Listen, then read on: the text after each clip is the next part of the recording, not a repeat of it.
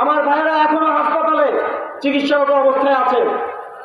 বাংলার জমিনে তাদের বিচার নিশ্চিত করা হবে, তাদেরকে এমন দৃষ্টান্তমূলক শাস্তি নিশ্চিত করা হবে যাতে বাংলাদেশে আর কখনো কোনো স্বৈরাচার, কোনো ফ্যাসিবাদ মাথা ধরা দিয়ে উঠতে না পারে। আমি রাজনৈতিক দলগুলোর প্রতি একটা আহ্বান জানাতে চাই, একটা দীর্ঘ লড়াইয়ের পর বাংলাদেশের মানুষ যেমন ফ্যাসিবাদের করল গ্রাস থেকে মুক্ত হয়েছে, রাজনৈতিক দলের নেতা কর্মীরা একটা দীর্ঘ সময় সেই ফ্যাসিবাদের দ্বারা নানা নির্যাতন নিপীড়নের শিকার হয়েছেন। আপনারা জানেন এই নির্যাতন নিপীড়নের কষ্টটা কি। আপনারা আবার নতুন করে চাঁদাবাজি, দখলদারিত্ব করে বাংলাদেশের জনগণকে আবারও সেই দুঃশাসনের মধ্যে ফেলে দেবেন না। আপনাদের প্রতি উদারতা আহ্বান থাকবে। আপনারা দেখেছেন চাঁদাবাজ, দুর্নীতিবাজদের কি পরিণতি হয়। আপনারা যদি নিজেদের সেই পরিণতি না চান, তাহলে আল্লাহর ওয়াস্তে যত ধরনের দুর্নীতি, চাঁদাবাজি এবং দখলদারিত্বের সাথে আপনারা যুক্ত হয়েছেন, সেখান থেকে সরে আসুন। বাংলাদেশের মানুষ আপনাদেরকে প্রাণ ভরে আহ্বান করবে, প্রাণ ভরে স্বাগতম জানাবে।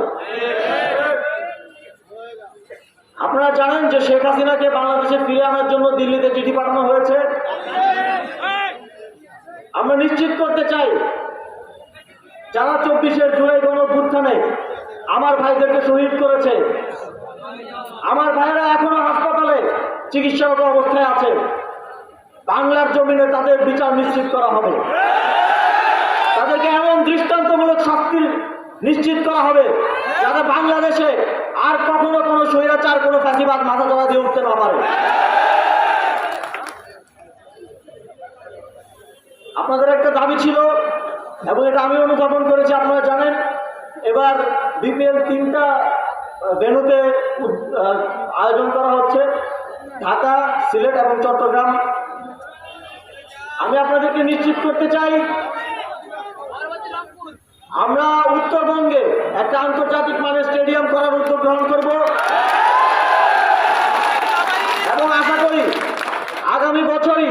আগামী বছরের বিপিএল আমরা উত্তরবঙ্গে আয়োজন করতে পারব। রাজনৈতিক দল সহ সকলের প্রতি আহ্বান থাকবে, স্বাধীনতার পর এরকম একটা সুযোগ বাংলাদেশে বিরলভাবে এসেছে। অবশ্যই নির্বাচন হবে এবং জনপ্রতিনিধিরা সরকারে যাবে, তবে যে সুযোগ বাংলাদেশের মানুষের কাছে এসেছে, আমাদের সকলকে একসাথে মিলে সেই সুযোগকে বাস্তবায়ন করতে হবে। তাই রাজনৈতিক দল সহ সকলকে সংস্কার কার্যক্রমে সরকারকে সহযোগিতা এবং সমর্থন করার জন্য এবং জাতীয় ঐক্য ধরে রেখে কোনো ধরনের ফ্যাসিবাদী শক্তি যেন কোনো ধরনের পরাশক্তির সহায়তা নিয়ে আবার পুনর্বাসন না হয়, সেজন্য সরকারকে সহযোগিতা করুন।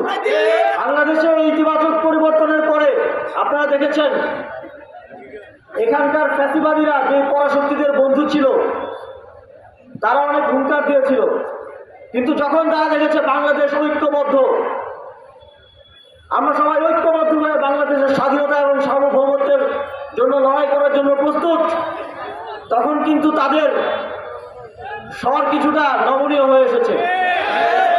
সুতরাং একতাই পারবে আমাদের সার্বভৌমত্ব, আমাদের রাষ্ট্র হিসেবে, বঙ্গীয় সভ্যতা হিসেবে এই অঞ্চলে মাথা উঁচু করে দাঁড়ানোর, উপমহাদেশের রাজনীতিতে গুরুত্বপূর্ণ একটি দেশ হিসেবে মাথা উঁচু করে দাঁড়ানোর যেই শক্তি, সেই শক্তি হচ্ছে আমাদের অভ্যন্তরীণ একতার শক্তি।